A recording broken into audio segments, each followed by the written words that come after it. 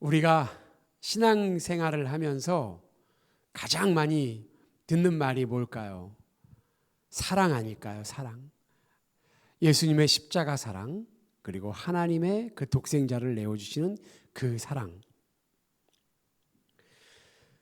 하나님은 사랑이시다. 참 많이 본 슬로건이죠. 참 많이 본 구호이고, 정말로 실제로 성경을 보면 하나님의 사랑이 곳곳에 묻어 있습니다. 그런데 하나님의 사랑을 말할 때 흔히 하나님은 우리를 있는 그대로 사랑하신다라고 말들을 합니다. 맞죠? 하나님이 우리 한 사람 한 사람을 세세하게 아시고 우리 안에 있는 그 죄까지도 다 하나님께서 덮어주시고 사랑하시는 분입니다. 조건 없는 사랑이죠. 로마서 5장 8절을 보니까 우리가 아직 죄인 되었을 때에 그리스도께서 우리를 위하여 죽으심으로 하나님께서 우리에 대한 자기의 사랑을 확증하셨느니라 라고 말씀하고 있습니다. 우리의 공로가 아무것도 없을 때 우리를 먼저 사랑해 주셨다는 거예요. 그 사랑이 얼마만큼인가? 독생자 예수 그리스도를 우리에게 제물로 보내주실 만큼 하나님은 우리를 사랑하셨습니다. 우리가 아무리 그 사랑을 이해한다고 한들 우리는 그 사랑의 깊이를 다 가늠할 수 없을 것입니다.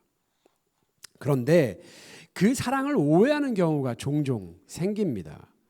하나님은 사랑이시니까 내가 무엇을 하든지 있는 그대로 용납해 주실 거야. 용서해 주실 거야. 이렇게 하나님의 사랑을 생각하고 말하는 사람들이 있더라는 거예요. 이렇게 오해하면 하나님 뜻대로 살지 않으면서도 내 인생에 어려움이 오면 사랑의 하나님이신데 어떻게 내 인생에 이렇게 어려움이 오나? 사랑의 하나님이신데 왜 우리의 삶 가운데 고통이 찾아오고 고난이 찾아오는가? 이렇게 울부짖으면서 항변할 수 있을 것입니다. 사랑의 하나님이시잖아요. 이렇게 말입니다. 그런데 요한복음 3장 16절 말씀처럼 하나님이 세상을 이처럼 사랑하사 독생자를 주셨으니 이는 그를 믿는 자마다 멸망하지 아니하고 영생을 얻게 하려 하심이라. 하나님이 세상을 이만큼 사랑하셔서 독생자를 주셨는데 그 본질이 무엇이냐면 멸망당하지 않게 하기 위해서라는 거예요. 그냥 하나님이 사랑이시니까 다 용서해주고 다 용납해 주시는 그런 하나님이 아니라 그 예수 그리스도의 이름을 믿는 자마다 이 땅에서 죽어가고 멸망당하는 게 아니라 구원받을 자격을 얻고 또 구원받기까지 끊임없이 하나님께서 끌고 가시기를 원하신다입니다. 우리를 하나님의 형상대로 회복시키시고 확실한 구원 가운데 머물기를 원하신다는 거예요. 하나님은 세상 닮은 사람이 하나님의 형상 닮은 그런 존귀한 자로 바뀌기 위해서는 히브리서 12장 6절 말씀, 주께서 그 사랑하시는 자를 징계하시고 그가 받아들이는 아들마다 채찍질 하심이라 하였으니 라고 말합니다. 하나님은 사랑이신데 우리에게 때로는 그 사랑의 하나님이 채찍을 드시고 또 징벌을 내리시기도 하신다는 거예요. 그러니까 하나님은 사랑이시니까 무조건 용납해 주실 거야. 이건 잘못된 신앙이라는 거죠. 하나님의 사랑 안에는 우리의 회복 그리고 구별됨을 향한 목적이 분명하게 들어 있습니다. 그 사랑은 변하지 않아요. 끝까지 주님 오시는 그날까지 우리의 회복과 또 자녀다운 그 자격을 갖출 때까지 하나님은 계속해서 우리를 그런 식으로 사랑하실 것입니다. 하나님의 사랑의 본질은 뭐냐면요, 우리가 실패해도 하나님은 우리를 끝까지 붙들어 주시는 거예요. 언약적 사랑이라고 말하거든요. 그런 동시에 우리를 방치하지 않으세요. 결국 무엇입니까? 하나님은 하나님의 사랑을 그냥 있는 그대로 받아주는 것, 용납하는 게 아니라 우리의 회복과 거룩함을 위해서 우리 가운데 때로는 고난을 주시고 때로는 어려움을 주시는 그런 사랑이라는 것입니다. 이렇게 보면 하나님의 사랑이 항상 부드럽고 항상 따뜻하기만 하지는 않은 것 같아요. 때로는 무서운 책망으로 다가올 때도 있습니다. 우리 하나님의 이 사랑을 우리는 자주 부모와 자녀의 관계로 설명하죠. 이거보다 더 좋은 설명은 없는 것 같아요. 제가 어제 이 네이버를 이렇게 봤는데 어떤 영상 하나가 뜨더라고요. 그 영상의 제목이 뭐 역대급 금쪽이 뭐 이런 제목이었어요. 중학생쯤 때는 이 학생이 엄마하고 마주보고서 식사를 하고 있습니다. 그런데 엄마하고 무슨 대화가 잘 안 통했는지 갑자기 들고 있던 포크를 확 집어던지는 거예요. 그런데 그게 거실 유리창에 딱 맞아서 유리창이 쫙 깨져버린 거예요. 그랬는데도 이 학생이 분이 안 풀렸는지 일어나서 엄마 머리를 잡고 막 흔들면서 얼굴을 주먹으로 막 때리는 거예요. 너무 충격적이어서 몇 번이고 돌려봤습니다. 밑에 댓글들을 봤습니다. 아이의 행동을 꾸짖는 글들도 많았어요. 그런데 대부분 부모를 뭐라 하더라고요. 그렇게 되기까지 내버려둔 부모의 잘못이 더 크다라는 거예요. 어렸을 때 부모가 컨트롤할 수 있을 때 예의가 뭔지를 알려줬어야 한다는 거죠. 아이가 함부로 행동할 때 너 그러면 안 돼라고 따끔하게 얘기해 줬다면 아마 부모도 공경하고 어른도 무서워할 줄 아는 그런 아이로 자라났을 겁니다. 그 댓글들 중에서 제 눈길을 사로잡는 하나의 댓글이 뭐였냐면 결혼할 와이프가 불쌍하다 였어요. 모르고 결혼할 수 있잖아요. 그런데 결혼하고 한참이 지나서 그런 폭력적인 성향이 나오기 시작한다면 부모님은 잘못 해온 죄라고 하지만 그 아내 될 사람은 또 무슨 죄인가? 또 이런 생각이 또 들더라고요. 참 생각이 많아졌었습니다. 가끔 TV에 보면 옛날 배경으로 이렇게 옛날 그 삶에 대해서 TV 드라마 같은 걸 하면 선생님이 팔에 이렇게 팔토시를 양쪽에 끼고 이렇게 뒷짐을 지고 이렇게 다니시잖아요. 근데 손에 뭐가 들려 있어요. 그 당구 칠 때 치는 거 있잖아요. 그 막대기.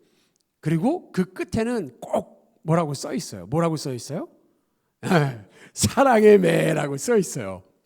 제가 뭐 체벌을 옹호한다 이게 아니라 아이들이 바라게 자라기 위해서는 적당한 훈육은 반드시 필요하다라는 거예요. 그래야 아이가 어른답게 그리고 바르게 자랄 수 있는 것 같습니다. 그 시기가 있잖아요. 그때를 놓치면 나중에는 점점 더 어려워지는 것 같아요. 오늘 본문 아모스 말씀을 보니까 하나님의 그런 마음을 우리에게 보여주고 있는 것 같습니다. 지난 시간에 이스라엘이 얼마나 하나님을 업신여겼는지 나왔습니다. 오늘 본문을 보니까 아모스를 통해서 이스라엘을 심판하시는 하나님 그 경고를 하고 계십니다. 그 속에서 하나님이 또 이스라엘을 얼마나 사랑하시는지를 우리에게 보여주고 있는 본문입니다. 본문을 보면 하나님이 이스라엘에게 이렇게 말씀하실 걸로 시작하죠. 내가 애굽에서 너희를 인도하여 내었다. 땅의 모든 족속 가운데 너희만 알았다라고 말씀합니다. 하나님은 어떤 분이세요? 온 세상을 창조하신 분이세요. 그리고 다스리시는 분이세요. 그런데 그 크고 넓고 전능하신 하나님이 너희만 알았다라고 말씀하고 계시는 거예요. 한탄 섞인 고백 같습니다. 오직 너희만을 알았다. 무슨 말입니까? 수천 명이 있는데 난 오직 너만 사랑했다. 너만 특별한 존재이다 라고 말씀하시는 거예요. 부모의 눈에는 내 자식만 특별해 보이거든요. 이것과 같은 것 같습니다. 너는 소중하고 특별해. 하나님은 이스라엘을 그렇게 여기셨다라는 거예요. 수많은 민족들 가운데 오직 이스라엘만을 마음에 품으셨고 그 이스라엘 민족을 제사장 나라 또 왕의 나라가 되게 하셔서 수많은 안 믿는 세상 민족들에게 하나님을 믿는 자가 얼마나 복되게 살아가는지를 보여주고자 하셨어요. 그러니까 모델입니다. 그런데 그들이 무너진 거예요. 그 삶을 보시면서 얼마나 슬퍼하셨을까요? 우리가 새벽에 창세기를 계속 묵상하고 있는데 어때요? 세상 사람들은 그냥 왜 그들이 망가졌는지를 알려주기 위해서 이름만 그냥 언급하는데 하나님께서, 하나님의 사람들은 연수를 세시고 그들이 어떻게 살아가는지 세세하게 기록해 놓으시거든요. 그들의 삶을 처음부터 사랑으로 지켜보고 계시는 거예요. 성경에서 알다는 야다입니다. 이 야다는 사랑하는 사람이 서로가 서로를 친밀하게 아는 것처럼 아는 거예요. 그러니까 하나님이 이스라엘 민족을 얼마나 친밀하게 생각하고 계셨는지를 너희만 알았다라는 것에 다 포함되어 있는 거예요. 얼마나 특권이고 은혜입니까? 노예 생활을 할 때 하나님이 그 신음소리를 들으시고 구원하셨어요. 늘 먹이시고 입히셨습니다. 그 누구도 누려보지 못한 특별한 사랑을 받았습니다. 그 하나님이 이제 말씀하시는 거예요. 그러므로입니다. 그러므로 내가 너희를 이렇게 사랑했으니까 그러므로 내가 너희 모든 죄악을 벌하리라. 사랑하기 때문에 벌하실 수밖에 없다라고 오늘 하나님이 말씀하고 계십니다. 하나님의 사랑과 은혜를 많이 받은 만큼 이스라엘이 배신한 그 이스라엘 백성에 대한 하나님의 징계도 그만큼 더 크고 깊을 수밖에 없다라고 말씀하시는 것 같습니다. 여러분, 우리도 마찬가지 아닙니까? 특별히 사랑하는 존재일수록 더 많은 관심을 가지고 더 큰 간섭을 하는 거예요. 주아, 아빠가 너무 사랑해서 너를 더 간섭하는 거야. 이런 것과 같습니다. 조금 부담스러울지 모르지만 너를 더 사랑하기 때문에 그런 거야. 여러분, 남의 자녀가 옆에서 아무리 잘못해도 관심이나 갖습니까? 저거 봐, 저거 잘못 배워가지고 그냥 이렇게 넋두리하고 넘어가는 거예요. 근데 우리 아이가 잘못했을 때는 반드시 고쳐놓고 바르게 자라도록 옆에서 그냥 넘어가지 않는 거예요. 이것이 오늘 아모스 선지자를 통해서 하신 말씀입니다. 사랑하기 때문에 그런 것이다. 아모스는 이어서 몇 가지 질문을 던지거든요. 두 사람이 약속하지 않고서야 어떻게 함께 길을 갈 수 있겠느냐? 사자가 먹이가 없는데 어찌 울부짖겠느냐? 덫에 아무것도 걸리지 않았는데 어찌 그게 튀어오르겠느냐? 성읍에서 나팔 소리가 울리는데 백성이 어찌 두려워하지 않겠느냐? 이 말이 무슨 말입니까? 심판에는 원인이 반드시 있다라는 거예요. 어떤 현상이 일어나면 그 현상 뒤에는 그 원인이 분명히 있습니다. 고난이 찾아올 때 우린 종종 이렇게 얘기해요. 왜 이런 일이 나한테만 생기는 거야? 하나님이 계신다면 이런 일을 나에게 허락하실 수가 없는 거 아니야? 하나님 살아계시기는 합니까? 그런데 성경은 우리에게 분명하게 선언하는 거예요. 사자가 울부짖는 데는 반드시 먹이가 있기 때문이고 나팔 소리에 백성이 두려워하는 것도 반드시 그만한 이유가 있기 때문이다. 여러분, 마찬가지로 우리의 삶 가운데 어려움이 찾아왔어요. 하나님이 우리를 마구마구 우리의 삶을 흔드세요. 그러면 이유가 있다라는 거예요. 하나님께서 우리의 삶을 심판하실 때, 심판한다라고 하실 때 심판하다는 단순히 벌 준다라는 의미를 넘어섭니다. 찾아온다, 기억하다, 간섭하다라는 의미를 가지고 있어요. 그러니까 하나님의 심판은 너 마음에 안 들어, 너 없어져 버려, 이게 아니라 찾아오고 기억하고 간섭하시기 위해서 심판하신다는 거예요. 부모가 자녀를 방치하면 사랑이 아니에요. 그건 잘못된 사랑입니다. 때로는 야단치고 손바닥을 때려서라도 바른 길로 가게 하는 것, 그것이 사랑이듯이 하나님은 우리를 버려두시지 않기 위해서 징계를 내리시는 거예요. 그런데 그 징계와 심판이 어느 한순간 예고 없이 일어나는 게 아닙니다. 아모스서 3장 7절은 이렇게 말하거든요. 주 여호와께서는 자기의 비밀을 그 종 선지자들에게 보이지 아니하시고는 결코 행하심이 없으시리라.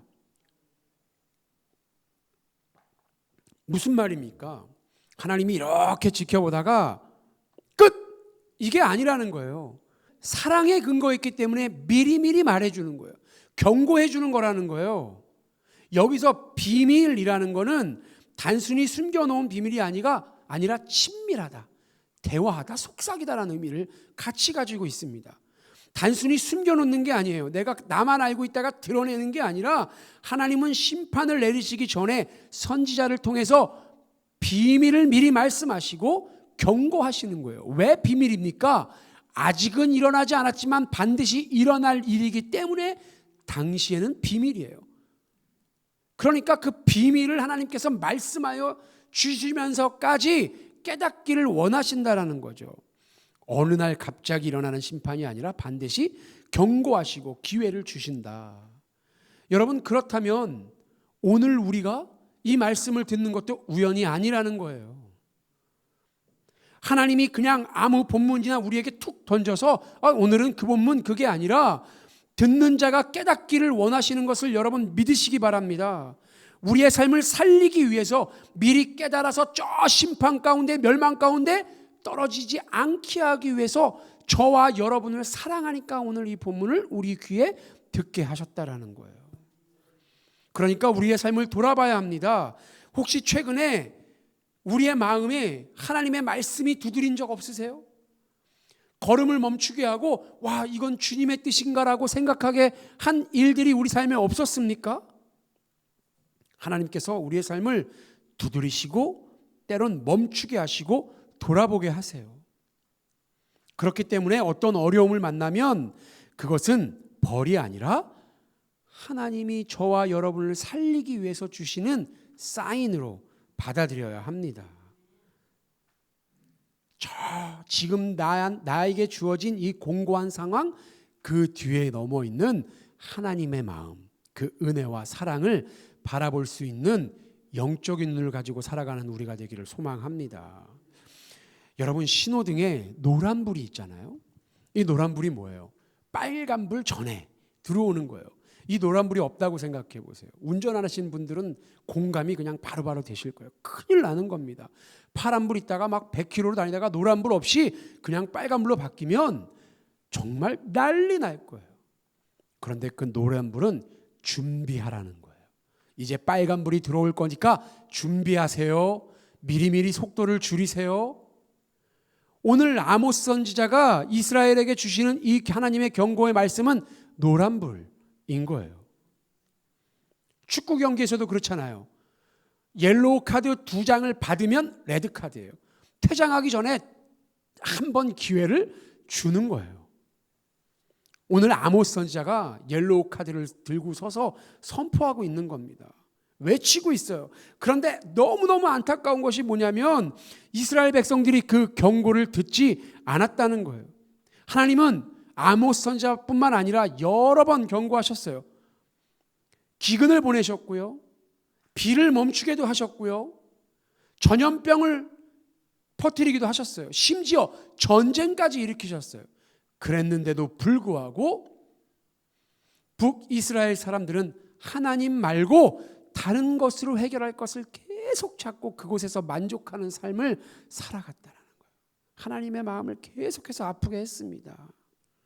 역사적으로도 북이스라엘 시대는 계속해서 이런 흔들림들이 일어나고 있던 시대입니다. 예를 들어서 아모스 선지자가 활동했던 이 예수님이 오시기 전 8세기이거든요. 경제적으로는 번영했어요. 그런데 부패하고 불의하고 우상숭배가 심각했습니다. 아모스 선지자에서 고발하거든요. 여인들이 너무 방탕한 삶을 살았다는 거예요. 하나님은 자연재해 그리고 그 나라를 살리시기 위해서 주변 나라들의 침략을 통해서 여러 차례 경고하셨거든요. 그 경고의 끝이 무엇입니까? 실제로 아수르가 주전 722년에 북이스라엘을 흔적도 없이 지워버리게 된 것이에요. 그러니까 하나님의 말씀이 경고에서 끝나지 않습니다. 그러니까 경고할 때 돌이켜야 하는 거예요. 아모스의 경고가 그냥 추상적인 외침이 아니라 너 이렇게 될 수도 있어. 너 그러니까 좀 잘해보자. 이게 아니라 반드시 일어날 비밀이었다라는 거예요. 그리고 곧 현실이 될 심판의 예고였던 것입니다. 노란불이 켜지면 반드시 빨간불이 들어오듯이요. 아모스 4장에서 5번이나 오늘 본문인 다음 장에서 5번이나 반복되는 말씀이 있어요. 그러나 너희가 내게로 돌아오지 아니하였다라는 거예요. 여러분, 하나님이 이렇게까지 힘드셨는데도 백성들은 여전히 고집스럽게 자기 길을 갔습니다. 내가 누리고 있는 걸 버리기 아까운 거죠. 지금 내 삶을 풍요롭게 해주는 게 너무 좋은 거예요. 그리고 하나님이 선지자를 통해서 심판하신다고 해도 괜찮을 거야. 지금 내 때가 아니라 나중에 일어날 일이야 라고 생각하니까 그대로 그냥 살아갈 수 있었던 것입니다. 아주 고집스럽게 살아가는 거예요. 여기서 너희가 내게로 돌아오지 아니하였다, 이걸 5번이나 반복하신 것은 하나님이 그만큼 인내했다라는 거 아닙니까? 그리고 인내가 무시될 때 반드시 심판받는다. 여러분, 이 장면을 읽으면서 조금 무서운 마음이 들더라고요. 혹시 내 삶에 하나님이 저렇게 여러 차례 경고하심에도 불구하고 나는 내 고집대로 여전히 꺾지 않고 있는 것이 있지 않나? 나도 알고 하나님도 알고 있는데 그저 괜찮아. 아직은 하나님의 때가 오지 않았어. 주님은 오시려면 한참 멀었어라고 생각하며 그저 하나님의 내 삶에 계속되는 사인들을 말씀으로 주시는, 사람에게 주시는, 상황으로 나에게 주시는 그 모든 일들을 우연으로 치부하면서 살아가고 있지 않는가 하는 생각이 들었습니다. 성경은 반복해서 돌이키지 않는 자는 그 심판이 더 크다라고 말씀하거든요. 우리 잠언 29장 1절을 보면 이래요. 사람이 여러 번 책망받으면서도 목이 곧은 사람은 갑자기 패망을 당하고 피하지 못하리라 라고 말씀을 하십니다. 예레미야 5장 3절은 이렇게 말씀합니다. 여호와여, 주의 눈이 진리를 찾지 아니하시나이까? 주께서 그들을 치셨을지라도 그들의 아픔을 느끼지 아니하며 라고 나와 있거든요. 무슨 말입니까? 계속해서 하나님의 인내가 쌓이니까 그것이 당연하게 여기며 양심의 화인마저 살아간다라는 거예요. 디모데전서 4장 2절에 그 표현이 나오죠. 자기의 양심이 화인을 맞아서 외식함으로 거짓말하는 자들이라. 여러분, 화인 맞았다는 게 뭐예요? 양심이 불에 다 그을리고 타버려서 감각이 없어진 거예요. 원래 양심은 하나님이 우리에게 주신 신경세포 같은 거거든요. 그러니까 우리가 이렇게 손을 꼬집고 어디를 찔리면 아프잖아요. 느끼는 거예요. 그런데 감각이 없어져서 굳은 땅과 같이, 굳은 살같이 돼서 이제는 찔러도 아무런 감각이 없이 그저 살아가게 되는, 계속해서 무시하다 보니까 아예 감각이 사라져버렸다는 거예요. 그 하나님 말씀을 향한 양심이요. 이스라엘 백성들의 모습이 바로 이 모습이에요. 수없이 경고를 들었음에도 돌이키지 못하고 마음이 무뎌져서 하나님의 음성조차 듣지 못하는 상태. 우리는 반복되는 사건 속에서 하나님의 음성을 들어야 합니다. 그게 없으면 우리를 향한 징계는 점점 강해질 수밖에 없습니다. 우리가 작은 사인에 돌이키지 않으면 하나님께서 더 강하게 흔드실 수밖에 없는 거죠. 사랑하시기 때문에, 그러니까 우리를 버려둘 수 없는 것, 그래서 주어지는 징계. 그러나 순종하면 피할 수 있는 그것이 징계라는 거예요. 그래서 오늘 제목이 심판 하나님의 사랑입니다. 마지막에 하나님께서 이렇게 말씀하시거든요. 4장 12절, 아모스 4장 12절의 말씀인데요. 이스라엘아, 내 하나님 만나기를 준비하라. 내 하나님 만나기를 준비하라. 여러분, 이게 어떻게 들리세요? 내 하나님 만나기를 준비하라.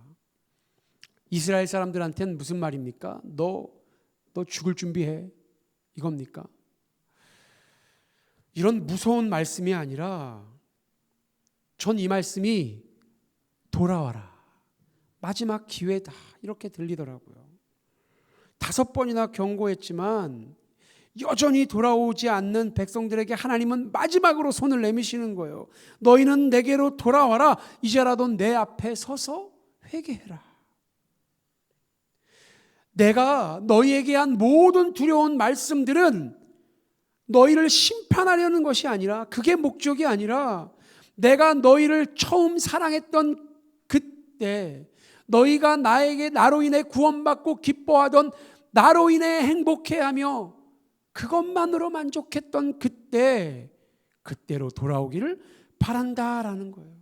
난 여전히 너희를 기다리고 있다.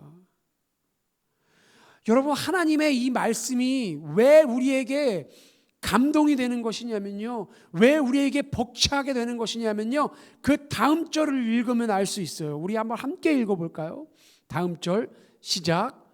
보라, 산들을 지으며 바람을 창조하며 자기 뜻을 사람에게 보이며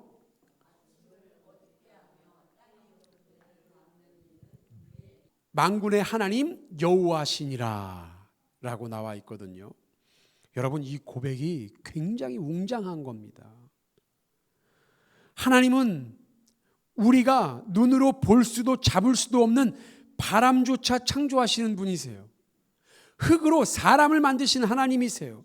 매일 아침 밝아오는 태양도 하나님의 섭리 가운데 매일매일 규칙적으로 일어나는 사건입니다. 하나님은 우리의 마음속 깊이 아무에게도 말하지 않은 상처와 그 동기까지도 다 낱낱이 알고 계시는 하나님이세요. 그렇다면 하나님 만나기를 준비한다는 말은 뭘까요? 어떤 사람들은 제가 이 하나님 만날 때를 준비한다, 이 말을 제가 어디서 가장 많이 듣고 썼나 했더니 장례식장에서 제일 많이 쓰는 말인 것 같더라고요. 이제 고인이 하나님 만날 때가 되어서 뭐 이렇게 많이들 쓰는 것 같더라고요. 죽을 준비.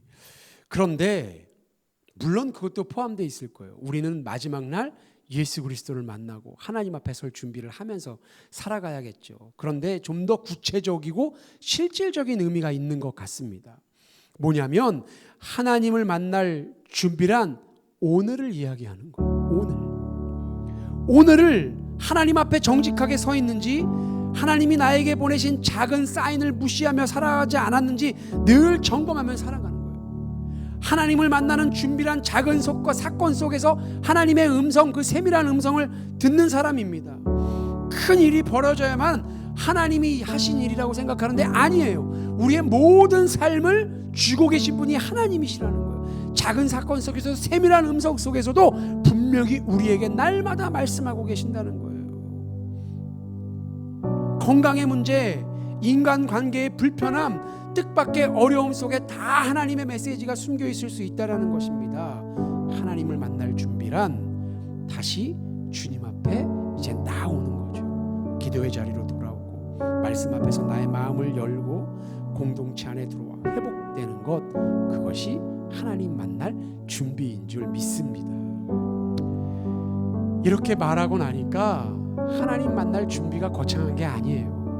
말씀대로 오늘 하루를 신실하게 살아가는 것, 그게 하나님 만날 때 하나님 앞에 주님 내가 최선을 다했지요 이러면서 기쁨으로 나아갈 수 있는, 어둠이 아니라 빛에서 주님 어서 오시옵소서 기쁨으로 주님을 맞을 수 있는 그 준비가 하나님 만날 준비.